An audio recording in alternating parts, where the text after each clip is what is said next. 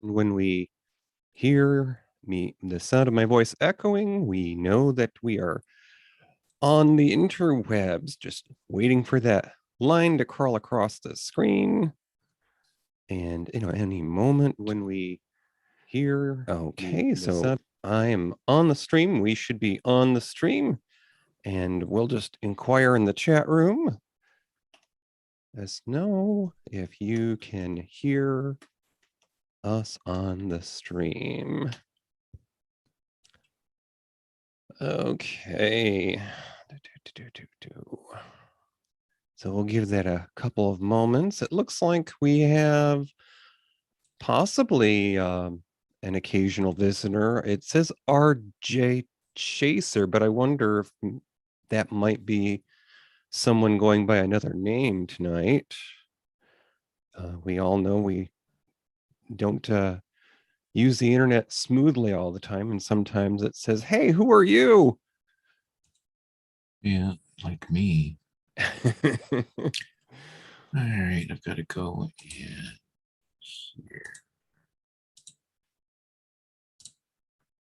So far, it's telling me no one's listening on the stream just yet.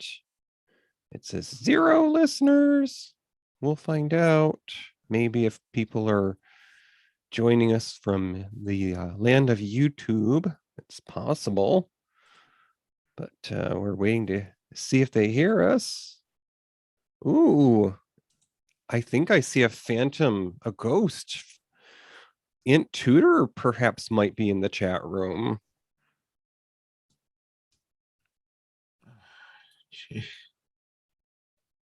What is going on here? There we go. Finally, I've got what I want. Okay, so far no one's checking things out. I see Janet, Crone, Aunt Tudor, Tommy. Okay, the seats are starting to fill up. We'll give it another moment here so people can let me know if we are in fact on the stream. It's nice to know when the crickets aren't the only one paying admission.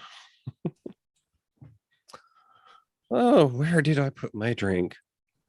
Oh, you know what? I forgot my jewelry. I can reach it. Hold on.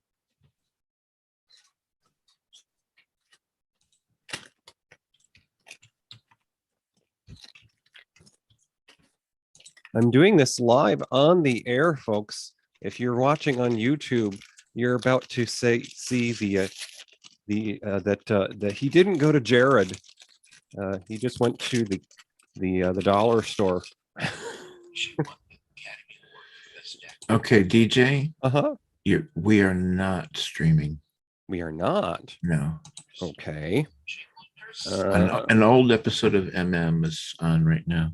Okay. Well, let me see if I can do something about that. Hang on here. Where is that? Okay. Says we're streaming, but let's see if I can stop the server and start it over again. Okay, the server has stopped. Starting it again. And I will disconnect and reconnect. Okay.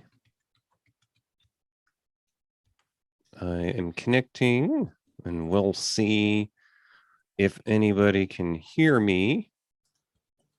I've relaunched things, and it looks like we might actually be on track now. So someone double check for me that we can be heard on the stream. It's weird. I'm not getting us. You might need to refresh the page. Okay.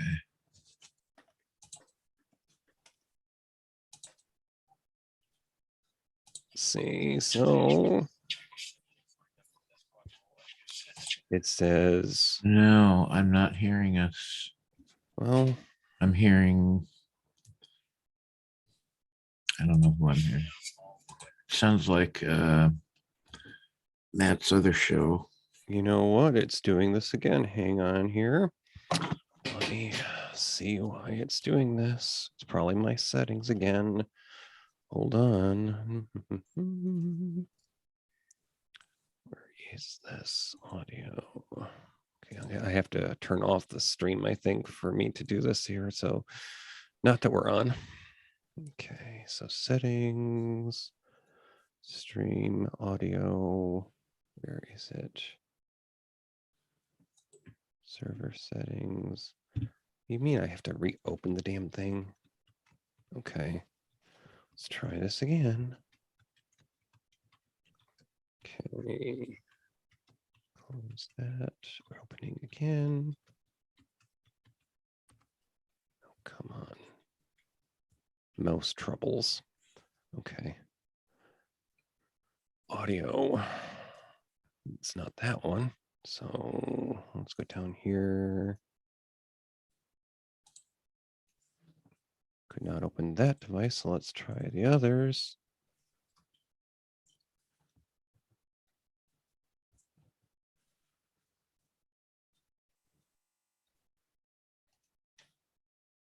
Okay. Saving. Exiting. Trying this again. Come on, mouse. Everything's against me tonight. We'll be all right. All right. So let's try again here. It says connecting. It's connecting. It's connecting. It shouldn't take this long to connect. Why is it saying connecting when it's not? And perhaps I don't have the right device I again. got 3 people that say they can't get on the stream. Okay. I don't really know what that means. They can't get on the stream. Yeah, and me neither. So let's see. What are all my options here? Let's try that one. Save. Close. Connect. Okay. Oh. Helps if I start it up again. I think I have the wrong things on here. So I turned That's it weird. on. Mhm. Matt says, I see the YouTube like the page is broken. I don't know what that means. Okay. We're just full of surprises tonight. So, okay, not that one. Let's just try this one and hope for the best. Okay. All right, I'm connecting and hopefully this will change our status, and it's still just around the top of the hour. We'll see if that changes anything. Folks, refresh. They said, oh, they said, there I am. Okay. So hopefully we're on YouTube because we're sending it. I hope you're receiving it. We will just operate on that, and if somebody's Okay, we are streaming now. okay. So if anybody is trying to partake of the YouTubes, you may just need to try and refresh the page because hiccups and giddy ups. Okay, yeah, Matt says it's working now. Okay. So let me try to get one last thing adjusted here. I guess that's just gonna have to be a pinky ring. Okay. So now we've got some Berts in the seats. I'm gonna start this up. Good evening and welcome to the beautiful historical Marionette Theater. It's a action adventure sci-fi film tonight. So, grab your wits and be prepared for some spills, thrills, and chills. But be sure to grab your seats because the show is about to begin.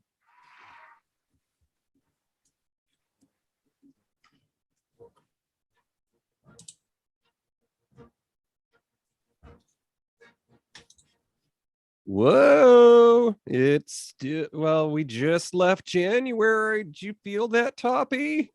Um, well, I know you can see my picture, and I just want to say it's hella cold in here. Hella cold. Oh, well, and until we got you excited for the show, I could see your breath. So certainly it's the same old song and dance of the weather, and we've got to have weather it's cold or whether it's hot, because got to have weather whether or not. But it's feeling like winter's gotten here. It's a little late to the party, so we know every late house guest stays a little longer than you want. Mm-hmm. But we're gonna get some some distraction from that, because we're going to be heading southward in just a week and seeing how folks who live just above the Mason-Dixon line enjoy things. We're going to go down there to Farpoint to our sci-fi adventure convention. Are you excited? Oh yeah. Oh yeah. You got the that good-looking doctor from Discovery is going to be there.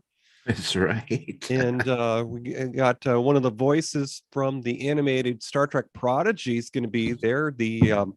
Well, her character looks sort of like a rock monster, but she wants to be the science officer. And there's some other voice talent too. Please forgive me for not knowing the names, but some of the folks that do like Rocco's Modern Life are there. So just a whole bunch of folks, and I'm just gonna get out of Dodge for a few days. Oh, and Tudor says that we can probably expect temperatures in the upper 50s when we're in town Oh, next weekend.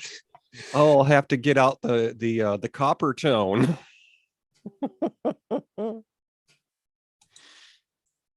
Well, so speaking of copper tone babies, Toppy, I hear our senior showgirl went and got herself one of those treatments of the fake bake. Did you hear about that? Wait a minute. What do you mean treatments of the what?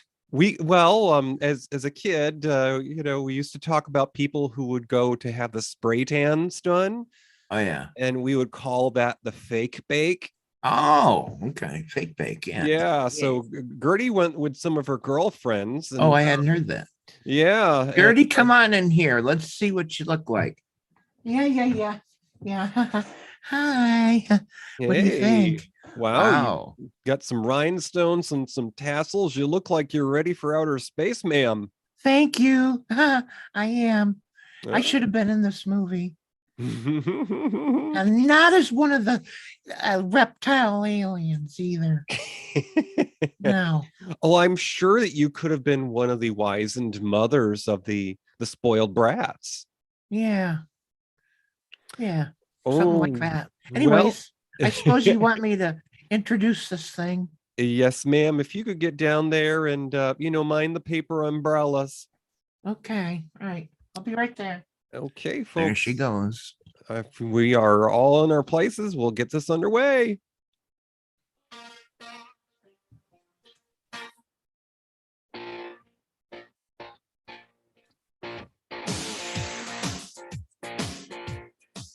Jupiter is a young woman in the big city. No stranger to an honest day's work, she and her mom keep the family afloat, going from one cleaning job to the next. One day, Jupiter decides to go along with her cousin's latest scheme to get ahead. And suddenly, she learns why her late father loved to stare at the stars. Before she knows it, she stumbles upon an intergalactic underground, bent on treating humankind so much as cattle. Grab your rocker boots and a handsome bodyguard. We're headed for space. It's time for Jupiter Ascending with Mila Kunis and Channing Tatum. Take it away, fellas. What do you get when you take a dash to the silver screen? A pinch of golden oldies and a smidgen of streaming. It's time for Matinee Minutia with your host DJ and Toppy. That you got your mood ring on there, DJ? What do you Oh, got? yes. I am dressed as one of the neglected children of the House of Abraxas from tonight's movie. Ah. And darn it, if K Jewelers didn't have my size, someone will be fired. I will have a Karen moment later. Well, I'm dressed as a desert dweller. How about that? Oh, Was there a desert? Well, there must be a desert in this I universe. mean, this is all about servitude, and there's got to be someone suffering. All right. By the way, I just want to say this is the first movie ever in my entire life that stars a toilet cleaner like Oh, myself. Isn't that great? oh, it's always nice when you can see yourself in a That's right. She's on a the toilet screen. cleaner. How about that? And she did turn out to be a hero of sorts. Yeah. Wow. So, we're talking about basically a space soap opera kind of, because a few years back when we went to Farpoint, we discussed a similarly themed movie in that it was about a space adventure. And there's actually a scene in this movie that feels rather inspired by that movie, Flash Gordon, and we'll get to that in a moment. But certainly lots of dramatic scenes and lots of gorgeous costumes, and it's just an opera star's dream to be in this movie, I'm sure. Yeah. Yeah. Did we manage to get a suitable trailer to play? We sure did. Let's cue that up, folks. This is what you would have seen in the theaters in perhaps the spring of 2015. This film was released in the summer. It was a July release. Here we go.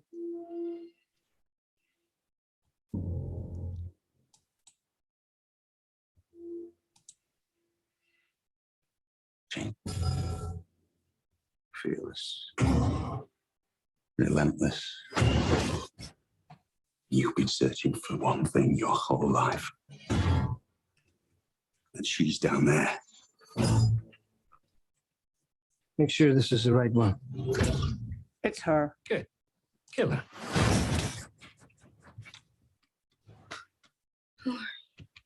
I'm here to help you.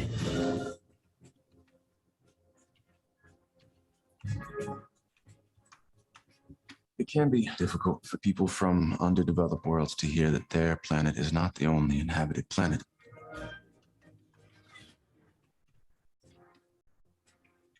Your Majesty, Kane was the best soldier I ever went into battle with. If she's what you say she is, we're not getting off this planet without a fight. Your Earth is a very small part of a very large industry. I feel I have you at somewhat of a disadvantage. Is that because you kidnapped me? Some lives will always matter more than others.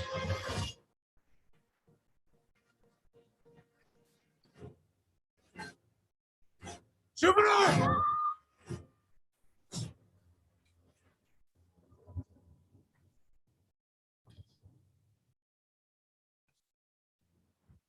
Ooh. No, if I had seen that when it was being released in theaters, I would have been lining up for my ticket, because this is the kind of movie that makes me want to see a movie.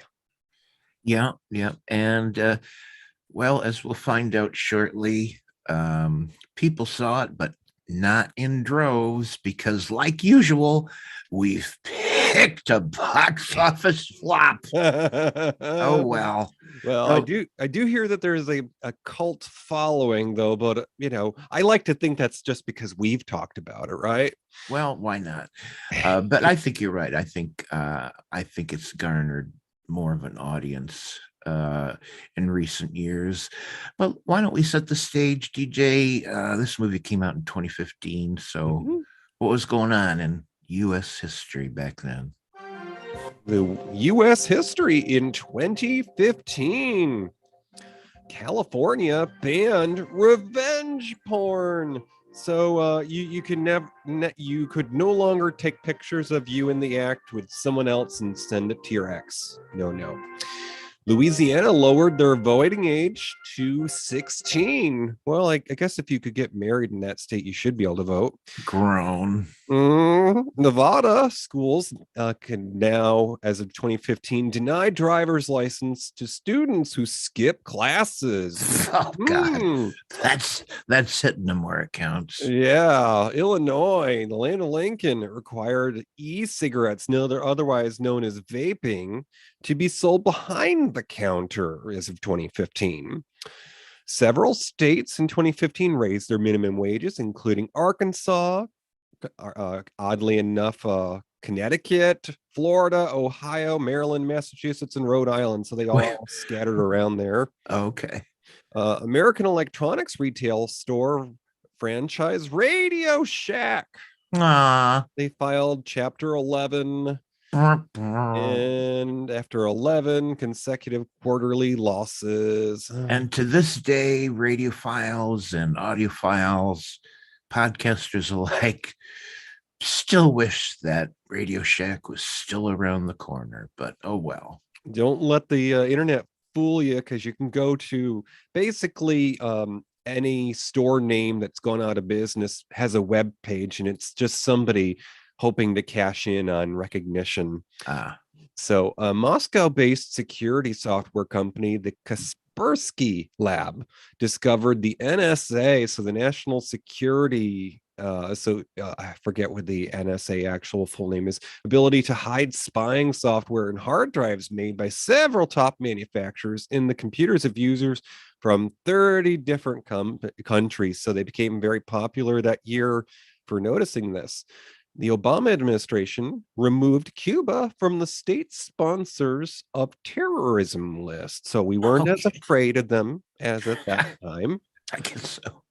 David Letterman broadcast the last episode of his 22-year run as the host of The Late Show on the Big Brother folks eyeball CBS, and drew a record audience. Yeah, I was there that night. I watched it. And after 54 years, so more than a half century, the U.S. reopened its embassy in Havana, Cuba, and Cuba also reopened their embassy in Washington, D.C. But nothing's happening. We still can't go there, right? No, you can if you go to Canada. Oh, that's right. Okay. The airlines just aren't, after a half century of Cold War, the airlines just aren't convinced that Americans will spend the money. So if you hop up north, you can take an excursion. Gotcha. Okay. So at the 67th Primetime Emmy Awards, Viola Davis became the first African-American woman to win the Outstanding Lead Actress in a Drama Series. Ooh, what was that? Do we know? Good question. Chat room, find out. Viola Davis. That name rings a bell. She's been in many things. NASA scientists report that human-made carbon dioxide, CO2, continues to increase above levels not seen in hundreds of thousands of years, because, humans have been writing things down for that long. Currently, about half of the carbon dioxide released from the burning of fossil fuels remains in the atmosphere and is not absorbed by vegetation and the oceans. So, get yourself an electric car when you can. So, Toppy, it's 2015 that this movie came out, and we've got some little ones who are probably aspiring to be on the screen, but until their paychecks have bought mommy and daddy a house, who did we lose in 2015 that made an impression on the world? Okay, well, we had a popular governor here in New York, Andrew Cuomo. Or was that a son? Anyways, the elder Cuomo died at 83 that year. Mario, that's right. Yes, thank you. You either liked him or you didn't. And I'm not sure how corrupt he was. Everybody in New York, they're all corrupt. I'm sorry, they are. Anyways, Samuel Goldwyn Jr., film producer, died at 88. Our beloved Leonard Nimoy. He's that actor, director, and let us not forget, photographer, died at 83. Harv Bennett, film and TV producer at 84. Jane Meadows, sister of Audrey Meadows, died at 95. Which one of them was on The Honeymooners? I believe it was Audrey. I think you're right. Grace Lee Whitney died at 85. Roddy Piper. Well, he was a wrestler, you see. He died at age 61. Oh, my goodness. Dean Jones from my favorite movie, The Cat from Outer Space. Mm-hmm. No, was he in that? Was he in that? I think he was, right? Mm-hmm. Yeah. Yeah, Dean Jones. He died at 84. Yogi Berra, the athlete. It says athlete here, but I'm just going to call him a baseball player because I don't know if he was really an athlete. I don't know. Anyways, the great baseball player Yogi Berra died at 90. One of the writing giants. What did Spock call them in Voyage Home when they mentioned Jackie Collins? Did He call just them- did the he call them- Giants. Okay, the Giants. Yep. Yeah. Jackie Collins, she was an author, died at 77. And the ever beautiful, to her last day, actress Maureen O'Hara died at 95. No. Oh, no. Tommy Hatchbrand. Oh, my God. That is a fucking duh. Ken Berry, not Dean Jones. Oh. I conflate those two a lot. Yeah, Ken Berry was in Cat from Outer Space, my favorite movie ever. Yes. Sandy Duncan's last film before she actually had a terrible illness that practically caused the sight in her eye. I'm not sure if it did, but that's what actually caused the problem with her one eye. Well, I mean, I don't know. So you missed a tiny breadcrumb there, Toppy. What? I usually try to work in some sci-fi, and tonight we've got a double dose because this actually is a sci-fi. You know who Grace Lee Whitney was? No. Captain, could I get you to sign this, please? One of the officers on the first Enterprise. Yes, she was Yeoman Janice Yeoman. Rand. Oh. And in later years, she got to get a promotion because before the original cast was done making movies, Janice Rand was the first officer on the Excelsior. Yeah. Are you saying she died in 2015? Is that why? She did. She died. Okay. She died at the age of 85 in 2015. There is a brief moment in, let's see, Star Trek 3. Mm-hmm. When no.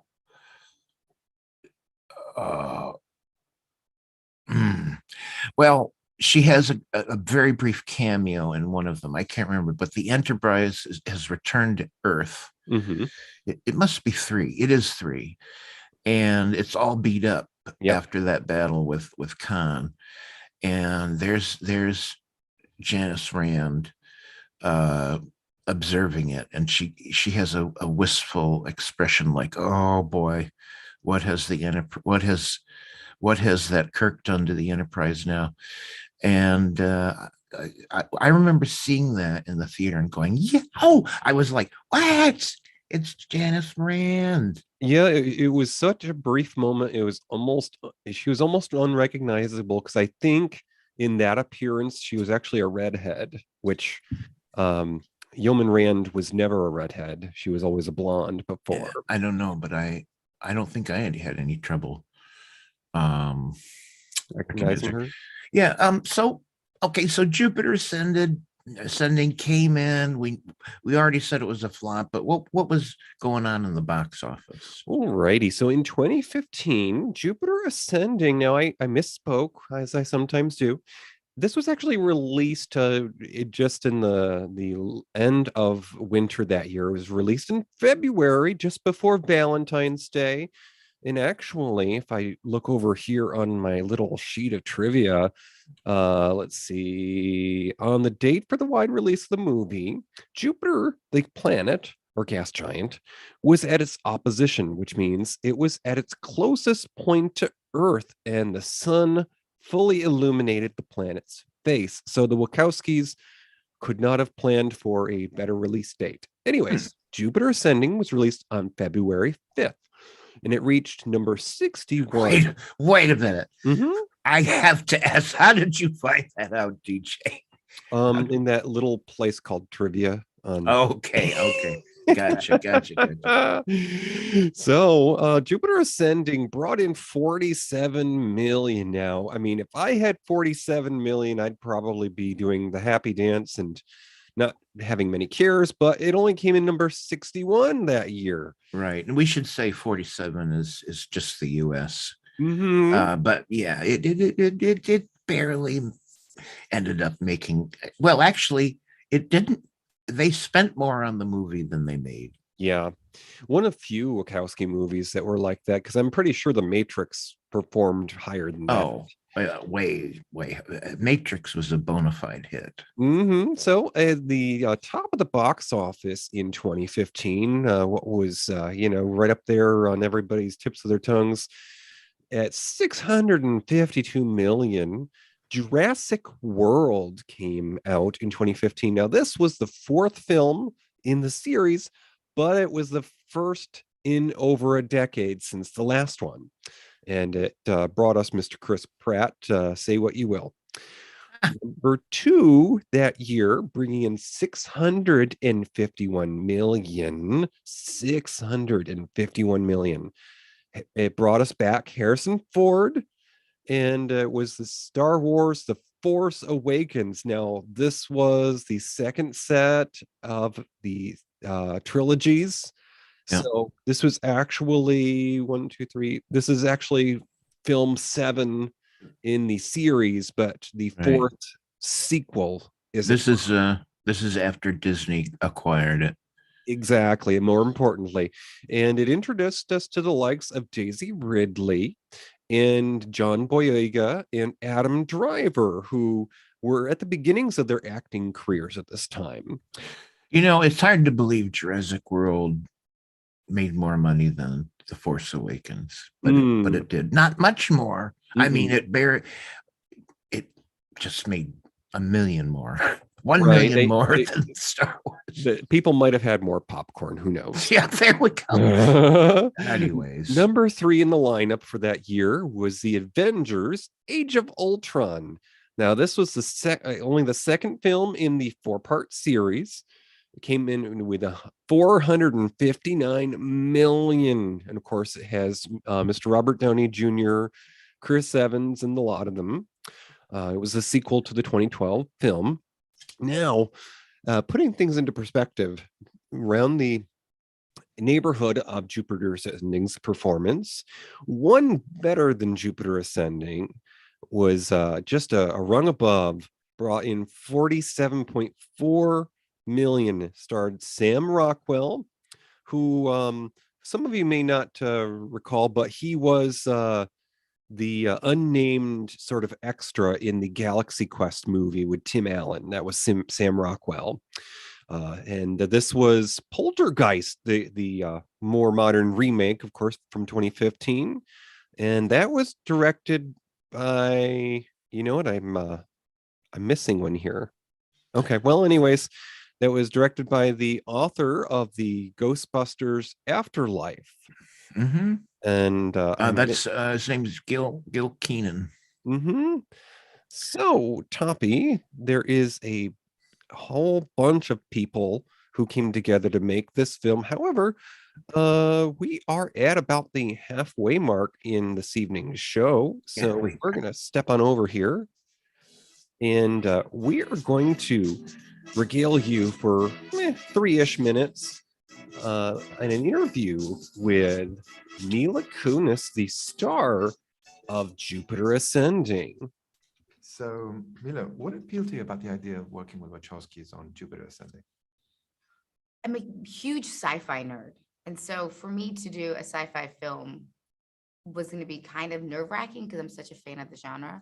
So if I was going to ever do it, I guess you go with the royalty of sci-fi. Why not go with the Wachowskis? And mind you, I didn't think that I was going to get the job. Like I just kind of went, read the script and was like, yeah, I love it. Partially because I was nosy and wanted to know what the script was. And then when I got the job, that was just like icing on the cake. Your character is key in this universe. I love the duality she has from that kind of very normal, not exciting life to being pulled into like the most exciting thing ever. What can you say about Jupiter Jones? I think she's like the extreme version of reality. I mean, the truth is when you're in your teens and 20s, you're trying to find your purpose and you think that you're meaningless. Like you don't really know the purpose of life or why you're here and you try to find yourself.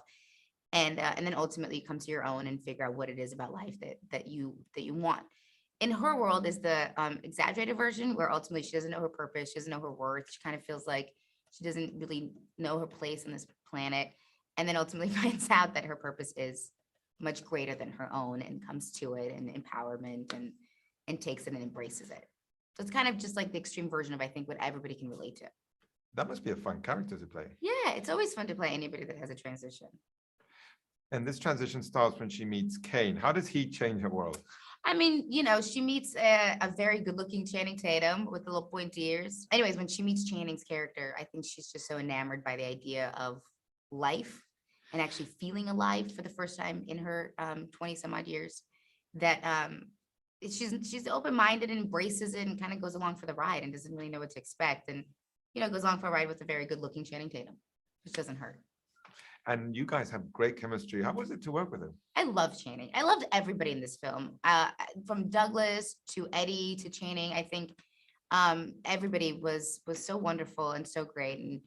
And then you're working with the Wachowskis.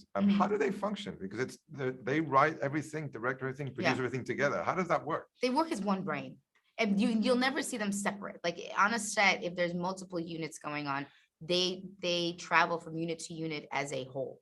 They are one cohesive brain, just spliced into two parts. You mentioned Eddie, he plays their villain, and I thought he also delivered a great performance. He's great. Eddie's, I don't know if you've interviewed him, but he's such a sweet, brilliant human being that deserves all the success in the world and is above and beyond just a good person, which I think is so much more meaningful than just being good at your craft. But he's great at his craft and he's a good human being. So he's awesome. And what can you say about Sean? I love Sean. Sean's fun. He's a very fun actor to work with. And, you know, I was a huge fan of Game of Thrones. So for me, that was just really exciting. In the Jupiter that we see in the not so exciting world, we also see you use your speak in Russian. How was that for you? A little bit. It's the second time that's happened. The first time I spoke Russian was in Max Payne.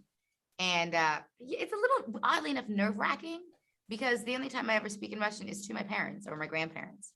And so all of a sudden, I got to say like a word or two. It's not like I had a whole speech in Russian, but I was like, this is funny, goofy. Like it's my parents are gonna laugh, and sure enough, they giggled. Also, I love that your character is not like the damsel in distress. Like she takes action. Yeah, she's very confused in the beginning as to what's happening and doesn't really quite know what to make of it, but never cowers away from situations. And I think that was actually very important to the Wachowskis to create a female character who wasn't a damsel, who doesn't need to be saved. And you're involved in a lot of action. How were those scenes to shoot? Yeah, that was much harder than originally anticipated. I've said this, but I've never been in better shape than I was for this movie. Just because you work out in the morning, you work out before work, you work out during work, in order to have to be able to sustain the activity that it requires of being 17 hours on a wire every day. And so it was hard. Okay. And by the way, it turns out that probably because of the participation of Mila Kunis, or is it Mila? Mila. Okay. This movie did great in Russia. In fact, it made more money in Russia, I think, than anywhere. So, Toppy, as we were saying, there's a bunch of talent that comes together to make a film. And since we've been a venue of a lot of different things in the past, including Magic Acts, we like to think of the director as the magician of the film. Tell us a little bit about the magic, the people who did the magic to make Jupiter Ascending, the directors. Well, this is a real interesting situation here. This movie had two directors, and they worked in tandem together. And it just happens to be that they're siblings. Mm-hmm. And it's Lana Wachowski and Lily Wachowski. They're kind of known as, well, the Wachowskis in the industry. You know, they say, oh, the Wachowskis are doing this, the Wachowskis are doing that. And they mean Lana and Lily. And they were born way back in 67 and 65. Lana was born in 65. Lily was born in 67. They are American film and television directors, writers, and producers. And one of the things I love about them the most is that as they grew up, they loved, and cherished and read comic books. Oh. So that, you know, they were into it. They were so into it, and they loved comic books. And one of their first jobs before they ever got into movies was writing comic books. And they dipped their toe in, and it was for Marvel. And they wrote some scripts for several issues of something called Ectoid that Marvel did. It was an adult-oriented comic book, and it was something that was created by Clive Barker that somehow Marvel licensed. And they also wrote for another Clive Barker series from Marvel, and that was Hellraiser. And another one was called Nightbreed. And they spent some time writing for that. It was all credited to Lana, but both of them wrote it. So they grew up and were interested. I think they had an interest in filmmaking and movies as well as comic books. And so they were kind of destined to go into movies in writing, but they ended up doing much more than that. And they ended up directing. So we're talking about the mid 1990s, and they made their directing debut with 96's a movie called Bound. But it was their second movie, The Matrix, in 1999, that made them superstars in the world of filmmaking. It was a major box office success. It was a movie that won 4 Academy Awards, as well as the Saturn Award for Best Director. And they also wrote and directed its 2 sequels, The Matrix Reloaded, The Matrix Revolutions. They made those both those movies back to back in 2003, which is something that movie makers did upon occasion. Is they made 2 movies at the same time to be released separately.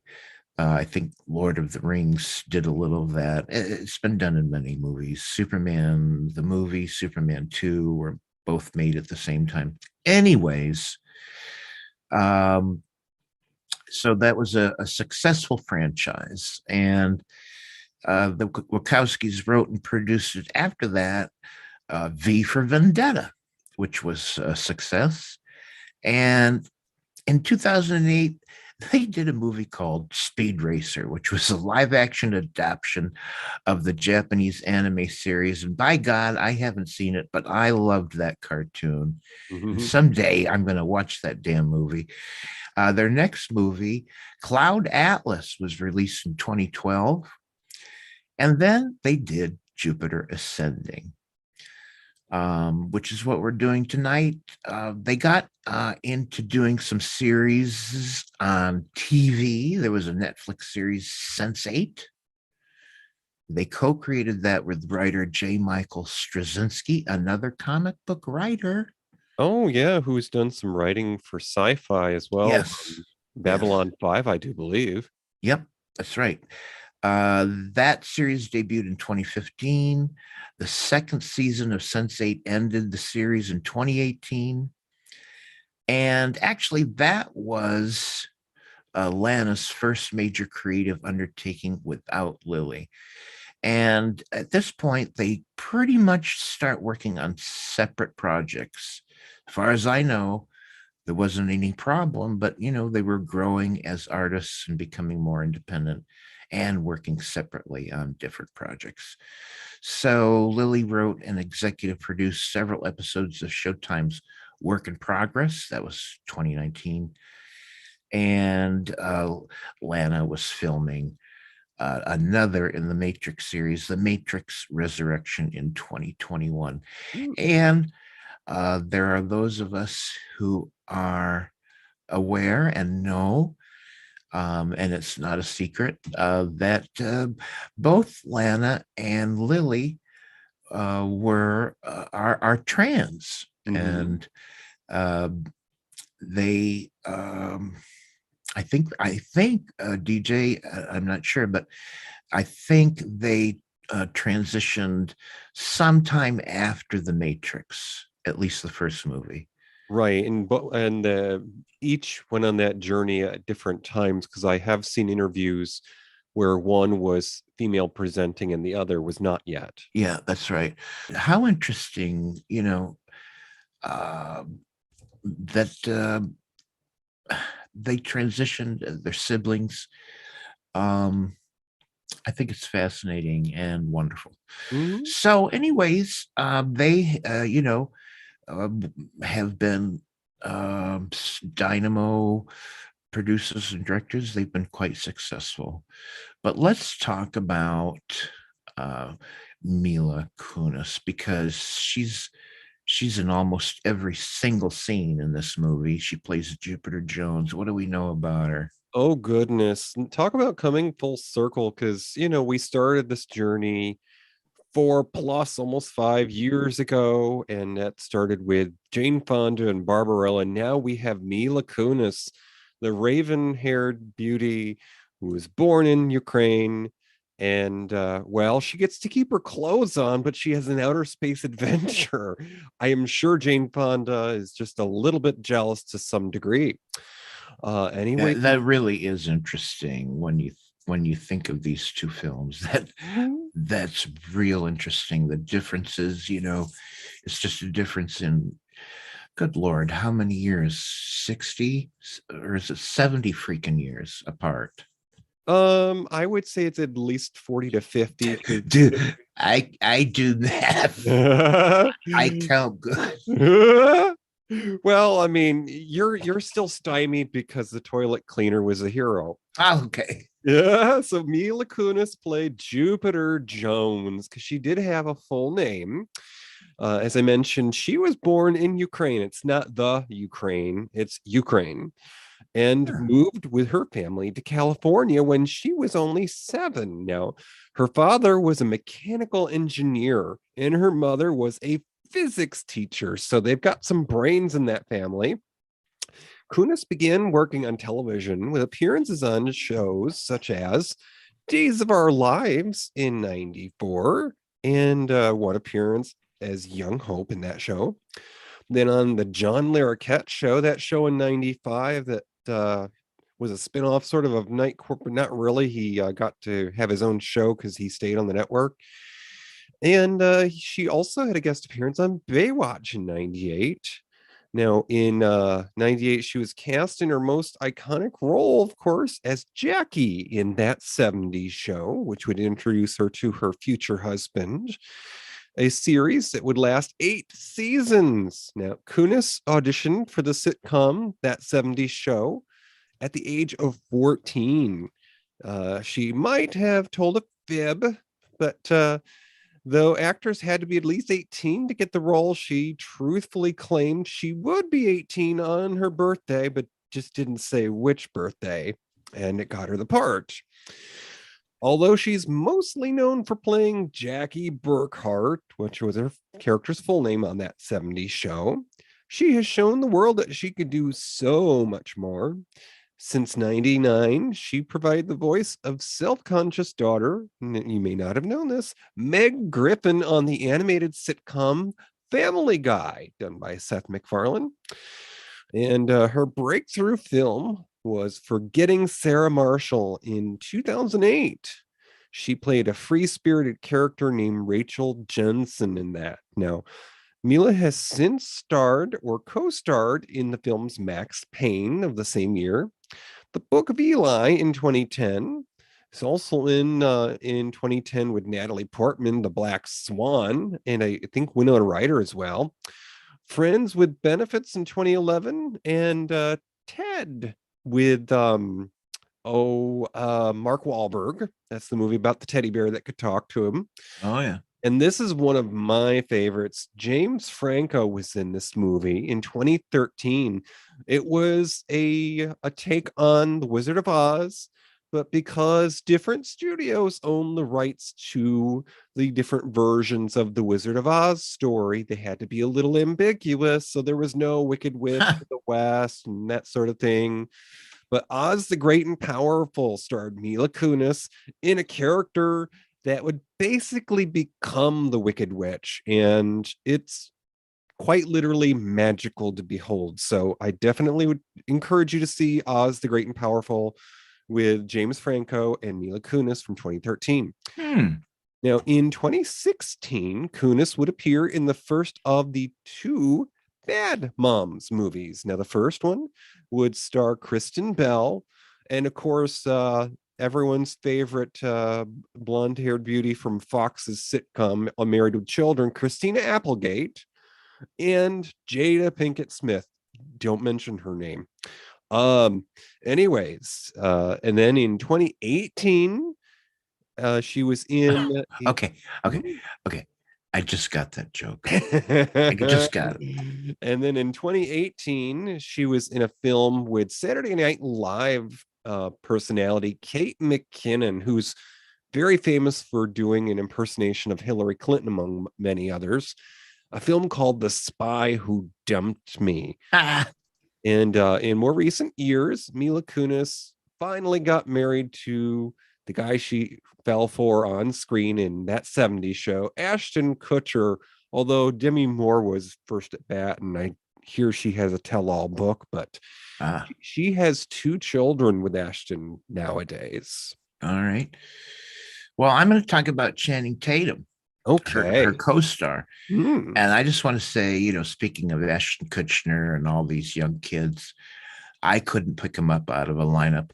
Honest to God, I have a terrible time with these, with the new actors today, because I can't picture them in my head. And this movie, Jupiter, was Ascending. I always want to say Jupiter Rising. It's Jupiter Ascending. Thank you. And was like the first chance I could see. Okay. Oh, that's Channing Tatum. Okay. All right. In the chat room, we are getting some visual aid. Hi. That must be from Magic Mike. Yeah. Mike and his magic. Mike and his magic. So anyways, it was nice to finally put a face on the name Channing Tatum.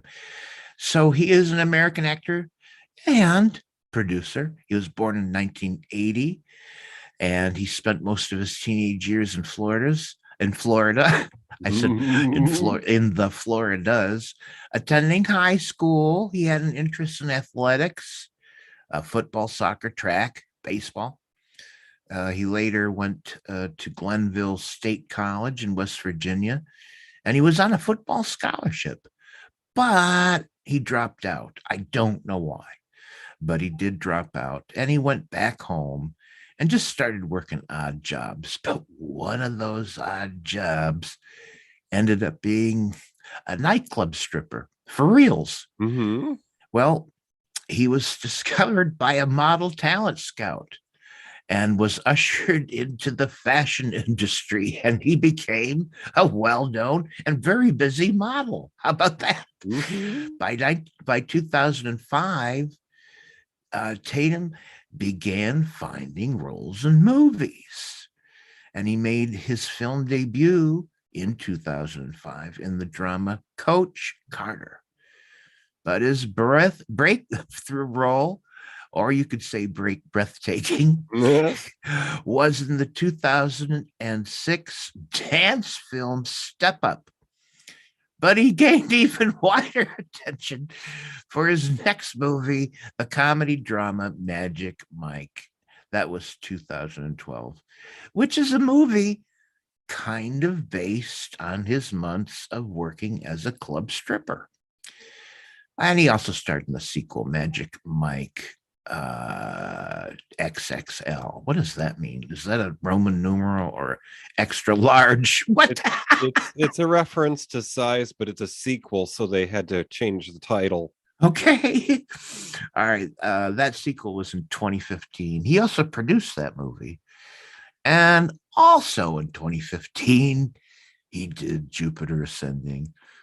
His later projects include Hail Caesar, Logan Lucky, The Lost City, and interestingly enough, don't know anything about it, but he starred in and produced and co-directed a road film called Dog in 2022. That's just came out. I don't know nothing about it. Time Magazine named him one of the 100 most influential people in the world in 2022. I have no idea what that's based on. Does he have a Twitter account that everyone follows?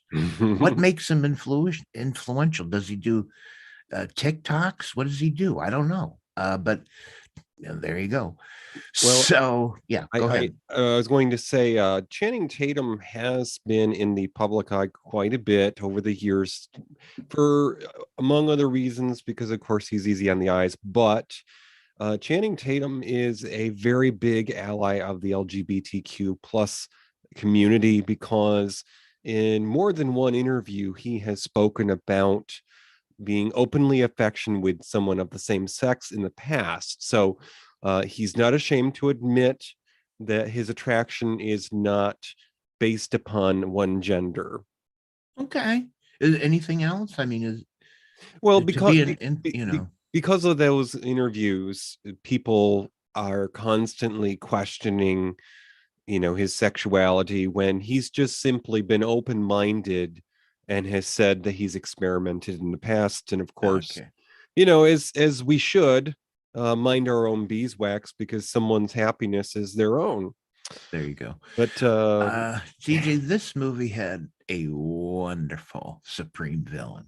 Oh yes. So the character's name was Balaam, which is just such a great villain name.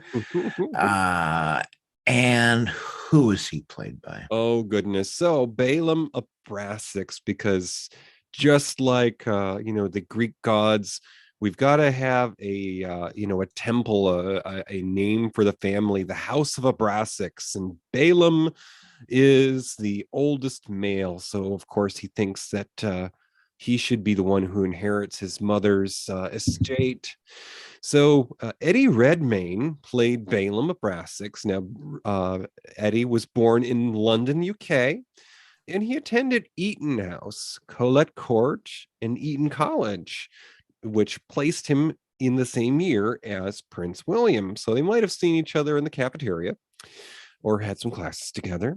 He went on to read history of art at Trinity College in Cambridge, from where he graduated with, I'm not sure what this means, but 2 out of 1 honors in 2003. I think that the grading system might be different abroad. He received a choral scholarship to attend Cambridge, so he must have been a singer. And while at Cambridge, Redmayne was a member of the University Pit Club. So, it's a rung of accomplishment in his university years. Do we know what the Pit Club is? I don't, but I would imagine it's like the Ivy League schools, like I want to say Harvard has like the Whiffin Poofs. Okay. So I think that that's just simply the name of their kind of top-notch performing choir. Gotcha. So Redmayne modeled in 2008, and it was for a rather prominent brand for a young gentleman called Burberry, which we do have in this country. Oh, yeah. And also he modeled with Alex Petlier, and in 2012 with Cara Delevingne, and in September of 2012 was in Vanity Fair. He was featured on its annual International Best Dressed list. Oh, yeah. I was on there once. Mm-hmm. Yeah. And in 2015, he was named #1 in GQ's Best Dressed British Men. So I'm sorry, DJ. I'm laughing because when you pronounced the name of Alex and his last name, it sounded like Whiff and Poof. Oh, okay. And V Money in the chat room is just laughing about it. So Redmayne made his professional stage debut as Viola in Twelfth Night, which was a Shakespeare play for Shakespeare's Globe at the Middle Temple Hall in 2002. So, some of you thespians, theater lovers might know a little more about this stuff. He won the award for Outstanding Newcomer at the 50th Evening Standard Theatre Awards in 2004 over there in England for his performance in Edward Albee's The Goat, or Who is Sylvia? And the award for Best Newcomer at the Critics Theatre Awards in 2005. So before he broke through on the silver screen, he had some accomplishments on the stage. And let's see here. Now, his first film role was in Murderous Intent in 2006 with one of my favorite Australian stars, Toni Collette, who was the lead in Muriel's Wedding and many other great movies. That film was about a forensic psychologist who is tasked with determining whether or not a minor should face murder charges for killing his schoolmate. Murderous Intent. Now, Eddie Redmayne would appear in 12 films, 12, 1, 2, that's a dozen, over the next 5 years, including The Other Boleyn Girl, which was a film in 2008 with Natalie Portman and Scarlett Johansson. In 2010, he would appear in his first film with Sean Bean, who's an action film star who was in Jupiter Ascending. That movie was called Black Death in 2010. And he was in the film version in 2012 of a very popular play, Les Miserables, which starred Hugh Jackman, Russell Crowe, and Anne Hathaway. So he had some competition on the screen there. That's right. And it was an adaptation of the musical based on, of course, the old novel. The hell was the writer of that? Les Miserables was written by... Damn it. Chat room, let us know. Yeah. Jupiter Ascending was Eddie Redmayne's 16th film. So while it was his most recognizable role at the time, he had actually been in more than a dozen films. Wow. And before Jupiter Ascending, he was in a film in 2014 called The Theory of Everything. And this was a look at the relationship between the famous physicist, Stephen Hawking and his wife. And I've been meaning to catch this film because Stephen Hawking was a legend in his own time. And in the 5 years that would follow Jupiter Ascending, Redmayne would appear in 9 films. So he's kept busy, including, and there may be some groans here because of the author, But the sort of spin-off of the Harry Potter universe, Fantastic Beasts. This was a series of books that the students at Hogwarts were seen to be reading, and the popularity of the curiosity was such that they just decided we're going to write that. So Fantastic Beasts and Where to Find Them came out in 2016, starring Colin Farrell and the star of the network The Flash show with Ezra Miller, and the 2018 sequel, The Crimes of Grindelwald, which had Johnny Depp. Also, more recently, last year, there was another film, The Secrets of Dumbledore, which was in that series. So Eddie Redmayne continued his character. And to date, Eddie Redmayne has 33 acting credits. So not bad for someone who's not been acting for much more than a decade in this country. Well, that's a whole lot of movies. And I'll tell you, he played a creepy, villainous, weird character in this movie, and I loved every minute of screen time he was on. Oh, he certainly has a level of talent to behold, and just to the control of his voice, because when he lost his shit in those fight scenes, it was like, who is this person who is talking now? It was quite literally like some mortal being was possessed by an otherworldly presence. Because he just took over, and it's like, I have had enough. I have been pretending to be a human being, and now you've gone and pissed me off. Yeah. It was a great role fun. So this was a huge cast. I think the other cast member that we should mention is Maria Doyle Kennedy, and she played the mother of the main character. And she's also known for her role in BBC's Orphan Black, but lots of other actors. Some I've seen, some I've never seen. Anyways, I ended up liking this movie a lot. Yeah. But I'll tell you, it was a little hard at the beginning. And one reason is I just found it so confusing. There was a lot going on, and I just felt like, wait, what? Who? Where? And I was bothered by that for a while.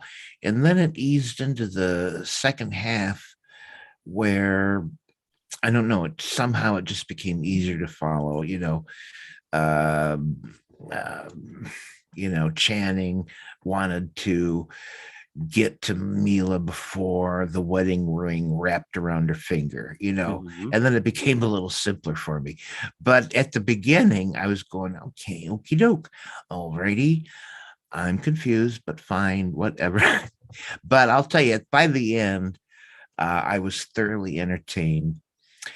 And the other thing I have to say is the incredible costumes and incredible art direction and the vision they had.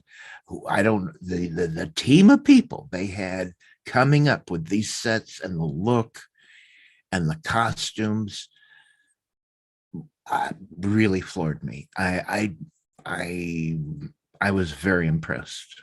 Oh, absolutely. And Toppy, I would say that easily the wedding scene in this film is one of my favorites. And okay, maybe not everyone will get this reference, but I was comparing this to Flash Gordon because of the level of spectacularness of the costuming.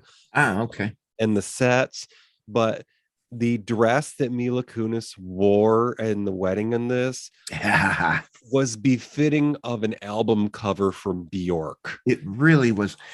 I can't tell you the name of the person that designed these costumes, but I hope whoever did it went on to greater recognition, because It was amazing. It was amazing. I can't believe it didn't win an award for that. Hmm. You know what I find interesting is, because this does have a fair amount of sci-fi to it, it's not unlike many very popular sci-fi programs in that it takes a ordinary story and just simply sets it in space. Now, hear me out in that, yes, there is a fair amount of action in space, and you might think that this is a story that couldn't possibly happen without space because it's so weird. But at its core, it really is a fight over the will, because you've got all of these people who are basically deities because they found a way to live forever, kind of like, Yeah, and you know, creepy, and in a creepy way too, because the way they live forever is to drink or eat a product that's made by human essence, basically. humans. Silent Oh, Green. well, yeah, one of the best scenes in the movie, spoiler folks, is when Mila Kunis as Jupiter Jones has been handed this vial, this crystal vial, and is not explained what it is. She's just told that this is the secret to their everlasting youth. And she slowly comes to the realization that it's through human sacrifice that this product is created. And when she realized, kind of like somebody being horrified to learn that something that they ate at dinner, which was delicious, was something really vile, Mm-hmm. it slips through her fingers and shatters. And she's suddenly horrified to learn of her family's connection to this legacy. Yeah. So, Yeah. So it's really interesting, this little world that they've built. Well, it's not a little world; it's a big world. But what are the things I value most? They meant it's a huge piece of the movie. First of all, they want to live, and they want to live long. But what are the other things that this culture at this time values? It's some interesting stuff, but I need some help remembering what it was. Do you know what I'm talking about? what part? Well, just the things the basically the villains uh, enjoyed and wanted, and it was things like living forever, but also uh, uh, acquiring control of other worlds and Mm-hmm. existing as well. They have everything they want versus the people that are toiling for them. Mm-hmm. Um, so I just thought I thought all that was interesting, and we have Brenda Boo actually joining us in the chat room. Hi, Brenda. Great to see you here. It was so interesting because, of course, as I was saying, this is really a fight over the will, but at the same time, in order for her to save the day, she has to take her place. She has to go through all the bureaucracy and to prove the fact that she is who she says she is, even though in the beginning of the film she didn't know she was royalty. She was the daughter of a toilet cleaner. Hi. Oh, Brenda. The main character of this movie is a toilet cleaner. Yes. Yeah. Brenda and I share the same profession. When did you see this? Did you see this in the theater? I don't know that I saw it in the theater. I realized that from the timing, because I put things into chapters of my life. By the time this film had come out, hubby and I had met and we had bought this house, but I don't remember going to the theater. I think I was aware of the film when it was new, but I probably didn't see it until after it had left theaters. Because I will have you know, as some of you may be aware, we are technology nerds as well as movie nerds, and in this house we hold on to anything precious in the entertainment realm, and we have the capability of watching 3D movies. And I don't mean that 50s red and green or red and blue or whatever it is. So Jupiter Ascending, when it came out in 2015, was part of the reboot or relaunch of 3D and home viewing. So we have a copy of this in high definition Blu-ray 3D. Nice. Now, the directors, the Wachowskis, really loved doing multiple part stories. I think that comes from their love of comic books, which is, features. And this movie was intended really to be the start of a new franchise, but it failed so much that it never happened. Where do you think it would have gone? Where do you think this might have gone next? Goodness, I would hope that there would be at least be one more installment. I mean, for those of you who haven't seen the movie, certainly, I don't know, you might want to fast forward at this point when you're listening to the podcast version, because we're going to give a little bit of a spoiler or two. But basically, in order to protect the Earth, Jupiter decides to prove her, take her place, to claim her inheritance, and basically And her inheritance is the Earth, right? exactly, since she is one of the members of the House of Abraxas, she basically inherits part of I don't know what other way to say it, but the wealth. And so Earth is protected now because that's her world, even though her quote unquote brother had claim to it, it's now hers. Yeah. And although part of the discussion in the later parts of the movie include that Earth is due to be harvested for this product that they create to make everyone young forever, they were going to cull humanity early just so that they could cash in. But now that Jupiter has claimed her right, Earth can't be touched. So I have to say that if this story were to have continued and gotten a sequel, it would have involved some sort of an incursion. There would have been a crossing of her territory, and she would have developed some sort of a protective force, most likely led by her bodyguard, probably at that point husband. And we would have to revisit old neighborhoods. but Okay. maybe she has had her own family at that point, so it might not be her battle to fight anymore.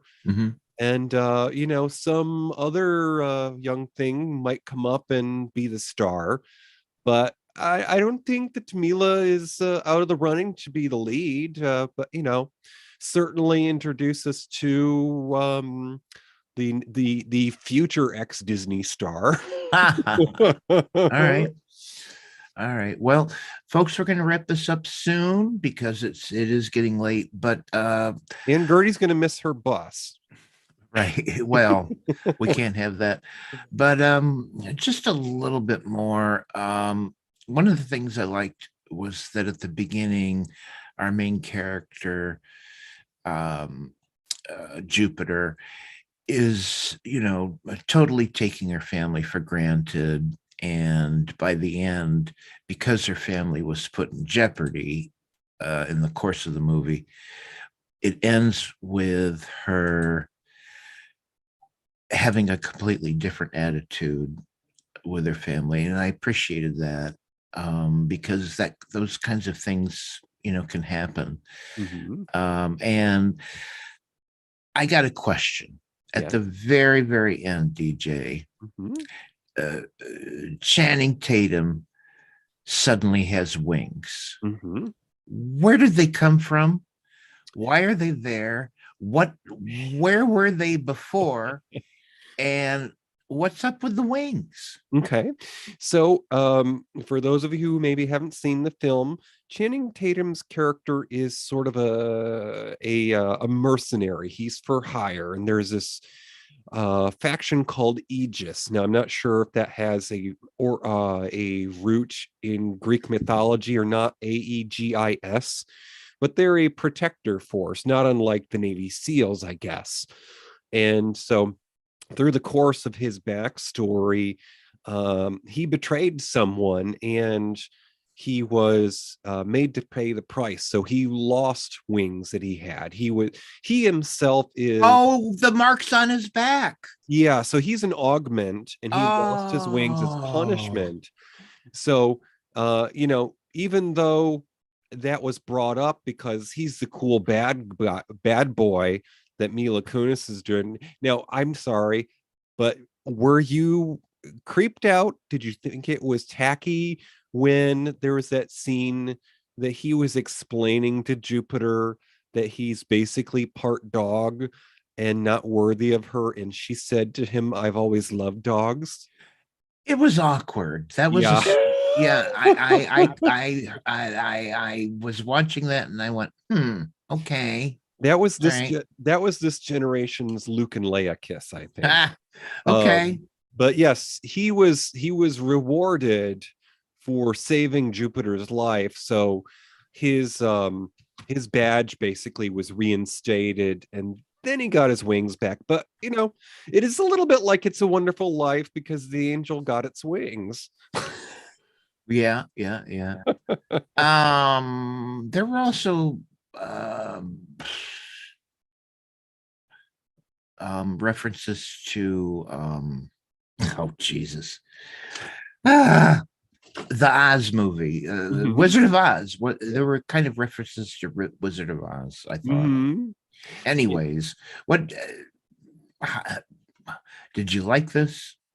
How did you feel about it? I adored this movie, and I love it. There are so many charming character building moments in this film, especially when you see the beginning and you realize that she lost her father through an unexpected tragedy, and it's explained that she was named Jupiter after the planet.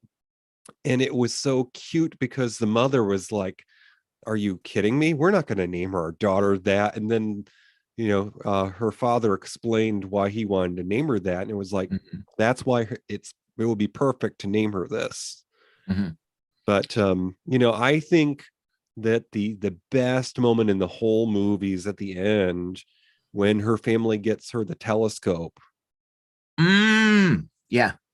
Because it's while it's probably not the same one that her father lost, it's just the realization that she knew that that was one of his hobbies, that it reconnected her to something that she lost before she could appreciate it. So now she but has it was also that her family recognized that. Mhm. And then they ain't rich, but they all threw in for it. That was nice. um there's a lot more to say about this movie. I hope everyone goes and see it. Do we know like where people can see this? I don't think it's on streaming anymore because Okay. it's been out for 7+ years. So I will take a quick look here because I have a way of seeing where someone might All rent right. it here. Let's see. I'll say that one of my criticisms of the movie is that a lot of the action scenes were thought out in a way that I felt was lacking, in that a lot of times I couldn't figure out what the hell was going on. And there's a lot of action scenes in this movie, and there's a lot going on in those action movies. But if you think back to the Wachowskis' Matrix, their first movie, I can't remember a moment in that movie where I couldn't understand what was going on. It was all clear, even though there were breathtaking visuals. I understood what was happening. In this movie, I think, well, I don't know. They got a little lazy with the storyboarding or whatever. And there were times where I said, what just happened? I don't know. So that's my only criticism really is that it seemed to lack really good storyboard planning. Yeah, one scene did not necessarily connect to the next well. Well, not even that, but just there were moments when the action happened and I didn't know what just happened. It was confusing. So it was more than that. It was visually confusing at times. So it appears that if you are interested in viewing Jupiter Ascending, it is not available included on any service, but you can rent it on Amazon, YouTube, Apple TV, and Walmart's rental service, which I think is called Vudu, VUDU. So yeah, DJ, when you saw it, did you see it in 3D or? Oh yes, you did. It's as we like to say in first class, it's the only way to fly. It must have been pretty awesome. We've been fortunate in that we recently discovered a gently used 3D TV, which when it was new a decade ago, probably would have been half a year's car payments. But yeah, it's like Harry Potter where the pictures come to life on the wall. Okay, that's pretty awesome. Yeah. Well, we should wrap it up. Okay, so Toppy, here we are out almost at the lobby at the door, and we're going to talk about things you might enjoy if you liked Jupiter Ascending. It's our snack tray. So I'll go next here. Well, before that, let me just say hi to the people. I'm going to lean Absolutely. over. I'm going to lean over the balcony, take a look down in the theater. I want to say welcome and thank you to Aunt Tudor, to Crone, to Janet, to Lamont Cranston, to Matt, who does the Chubbs Gone Wild and the Big Gay Sex Show. And I want to say thanks to V Money for being here. It's so great to have a live audience with us. Thank you all for being here, spending the time with us. Really appreciate it. All righty. So in our snack tray, I'm going to recommend a film for just a handful of years before Jupiter Ascending. This is another movie that didn't do quite as well as they'd hoped. And it is a film made by Disney. And it, let me see here. The story is a Civil War vet discovers a barren planet seemingly inhabited by 12-foot tall barbarians. Finds himself prisoner of these creatures. He escapes only to encounter a creature named Woola and a princess in desperate need of a savior. This is a film from 2012 called John Carter. Oh, very overlooked. I have not seen it. Interesting. And it takes place on a an alternate time frame of Mars, so possibly before the Earth ever had a human being walk. Okay. And they call their world Barsoom in their language. Okay. But John Carter from 2012. Interesting. And it has Willem Dafoe. Is he a villain? I don't think so. He's just one of the curmudgeonly colonists. Wait, what is Matt doing here in the chair? Uh-oh, what kind he's of going? I think he's listing movies that are related. He says Roller Babies, Dune. I think he means Solar Babies. I don't know. Santa and the Martians. Things we might have done before. And Tommy. I didn't mention Tommy in the hash browns. That's horrible. I'm sorry, Tommy. Yay, Tommy, for being here. I don't know how He is going to be kicking the back of your seat Jesus. all the way to Farpoint, Toppy. Oh my God, Tommy, we love you. Tommy is here every damn time we do a live show. Thank you, Tommy. Okay, so that was your movie. Okay, so I'm going to recommend, if you liked Jupiter Rising, no, Jupiter Ascending. If you like that, then you're sure as heck gonna like a movie called The Fifth Element. That was a 1997 science fiction action film. I'm going to say it's a superior movie, and it stars Bruce Willis and Gary Oldman. And think of how close our villains here: Gary Oldman in The Fifth Element, and Eddie Redmayne in Jupiter Ascending. They're very similar and very creepy, don't you think? Yeah. Anyways, it also stars Ian Holm and Chris Tucker, of all people. Anyways, it's a fun movie. Oh, you missed the lady star, Toppy, the red-haired I'm sorry, badass lady. Mila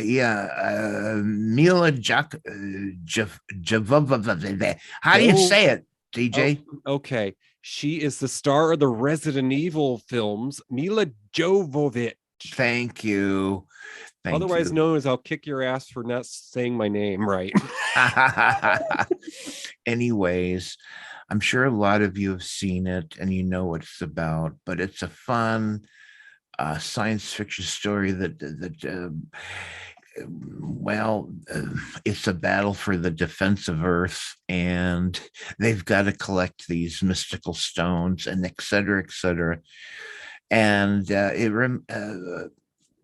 Jupiter Ascending reminded me a lot of The Fifth Element. So go see that if you liked Jupiter Ascending. Now, we'll say this. Multipass. Yeah. Crone wrote that, the chat. Multipass. I will say that The Fifth Element is a favorite, and it's clear that it was highly inspired by the likes of Blade Runner. That's a great, absolutely. Blade Runner. Yeah. Another movie if you liked Jupiter Ascending, catch the original Blade Runner. All righty, sir. So we gotta go. We are late tonight. We sure do. So that magician left that pesky bag of coins behind, but it helps us find out what's coming up next. Hand me that bag, sir. Here you go. Jingle, jingle. Okay, putting it in the machine. There you go. Don't go, everybody. Pixie dust and all. All right. Oh. All right, I'm going to read the capsule. I'm going to read what we're going to do next. And this is a fun little thing, folks. Be here next time for this, because it's a little bitty 1979 made-for-television movie, but it's really good. It stars Hal Holbrook, Catherine Ross, Richard Anderson, and Barry Bostwick. Yeah, Brad from Rocky Horror Picture Show. He's in it. Anyways, this is a great crime mystery written by the creators of the TV series Columbo. And it is a delightful made-for-TV movie. And it's called Murder by Natural Causes. And that's next time on Matinee Minutia. Oh, and that's Friday, February 17th, which is the Friday after, what do we call that? Singles Recognition Day or something like that? They're fine. Yeah, call it that. But it's after we get back from our convention, so we'll have lots to talk about. And those of you who are going to be in the Mid-Atlantic a week from today, we will be excited to see you and hopefully maybe even break bread with you. All right. Sounds good, DJ. All right. Well, sir, now that we're out front here and Gertie's going to catch her bus, could you say goodnight in the ways of the old days of radio? Good night, Gracie. Thank you for listening to Matinee Minutia. Our show streams live on the first and third Friday of the month. Go to univazpods.net. Click the tower for audio. Enter Discord for chat. You can find our show anywhere you listen to podcasts. Visit our webpage at matineeminutia.com. Tweet us on Twitter at Matinee Minutia. Find our group on Facebook. Have an idea for a show? Or why not let us know how we're doing? Email us at matineeminutia@gmail.com. I have a voice. I have a voice. You have a voice. You have a voice. We have a voice. We have a voice. Unique voices in podcasting. univazpods.net.